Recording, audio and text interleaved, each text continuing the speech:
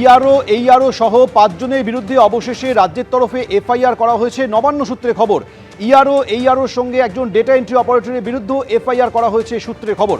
কমিশনের ডেডলাইনের আগেই এফআইআর করেছে রাজ্য সরকার। ভোটার লিস্টে গাফিলতির অভিযোগে অগাস্টে এফআইআর দায়েরের নির্দেশ দিয়েছিল নির্বাচন কমিশন। নির্দেশ কার্যকর না হওয়ায় মুখ্য সচিবকে ডেকে ফের করার নির্দেশ দেওয়া হয়। আজ বিকেল 5টা পর্যন্ত ডেডলাইন ছিল, সেই ডেডলাইনের আগেই দুপুরে এফআইআর করল রাজ্য প্রশাসন। ভোটার তালিকায় নাম নথিভুক্তির কাজে গাফিলতির অভিযোগে 2 জন ইআরও এবং 2 জন এইআরও সহ মোট 5 জনের বিরুদ্ধে এফআইআর করা হয়েছে। এই 5 জনের মধ্যে একজন ডেটা এন্ট্রি অপারেটর রয়েছেন। যোগাযোগ করতে পেরেছি প্রাক্তন এডিজি রাজ্য পুলিশ নজরুল ইসলাম।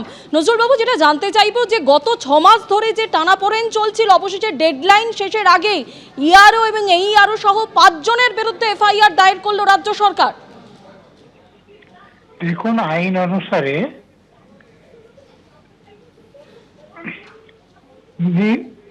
নির্বাচন কমিশন যে ডাইরেকশন দিয়েছে সেটা রাজ্য সরকার মানতে বাধ্য, কিন্তু আমাদের রাজ্য সরকার এতদিন মানেননি।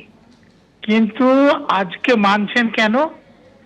এর আগেও ডেডলাইন দেওয়া হয়েছিল। এর আগের যিনি চিফ সেক্রেটারি ছিলেন তাকেও দিল্লিতে ডাকানো হয়েছিল, কিন্তু তিনি আসার পর এরকম ডেডলাইনের পরও সেটা করা হয়নি।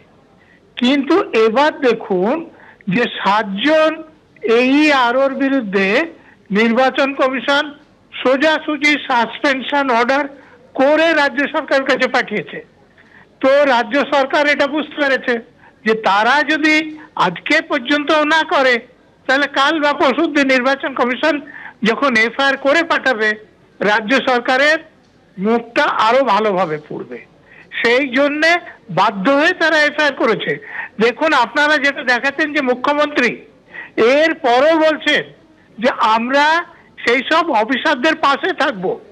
তো একজন অফিসার যার বিরুদ্ধে এফআইআর হচ্ছে ফৌজদারি অপরাধের জন্য, মুখ্যমন্ত্রী তথা পুলিশ মন্ত্রী যদি বলেন সেই অফিসারদের পাশে থাকবেন, তাহলে তার সংবিধানের নামে শপথ নিয়ে ওই পদে থাকার অধিকার আছে কিনা আপনারা এটা নিয়ে আলোচনা করুন। বলুন। ধন্যবাদ আপনাকে। ইআরও সহ 5 জনের বিরুদ্ধে অবশেষে রাজ্যের তরফে এফআইআর করা হয়েছে। ডেডলাইন ছিল বিকেল 5টা পর্যন্ত, কিন্তু সেই 5টার আগেই এই এফআইআর করা হয়েছে। অর্থাৎ 6 মাস আগে যে নির্দেশটা কার্যকর করতে বলেছিল নির্বাচন কমিশন, সেই এফআইআরটা হলো, কিন্তু 6 মাস সময় লেগে গেল সেই এফআইআর করতে। আজ দুপুরে এই 4 জনের বিরুদ্ধে এফআইআর করা হয়েছে। তাদের সঙ্গে একজন ডেটা এন্ট্রি অপারেটর রয়েছেন, অর্থাৎ 2 জন ইআরও, 2 জন এইআরও, একজন ডেটা এন্ট্রি অপারেটর, 5 জনের বিরুদ্ধে এফআইআর।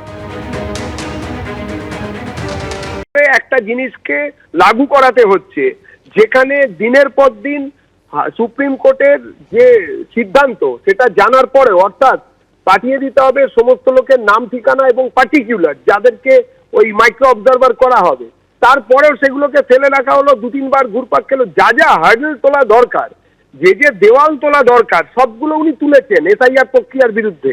এবারে যখন আর পেরে উঠছেন না, তখন অন্যরকম বলার চেষ্টা করছেন, মানুষের কাছে গিয়ে কাঁদুনি গাইছেন। মানুষ বাঙালি আর বিশ্বাস করছে না এসব কাঁদুনিতে, কারণ জানে এসব কুমিরের কান্না। যেই নির্বাচন কমিশন একটু আলগা দেবেন, সঙ্গে সঙ্গে গণতন্ত্র আবার বাজেয়াপ্ত করার চেষ্টা করবেন। এখনো গণতন্ত্র নেই, কিন্তু বিরোধীদের কণ্ঠস্বর বাজেয়াপ্ত, গণতন্ত্রকে বাজেয়াপ্ত, সংবিধানকে ছুঁড়ে ফেলে দেওয়া, বিধানসভায় ভাঙচুর, এটাই তৃণমূল, এটাই মমতা ব্যানার্জির রাস্তা। এবিপি আনন্দ, এগিয়ে থাকে, এগিয়ে রাখে।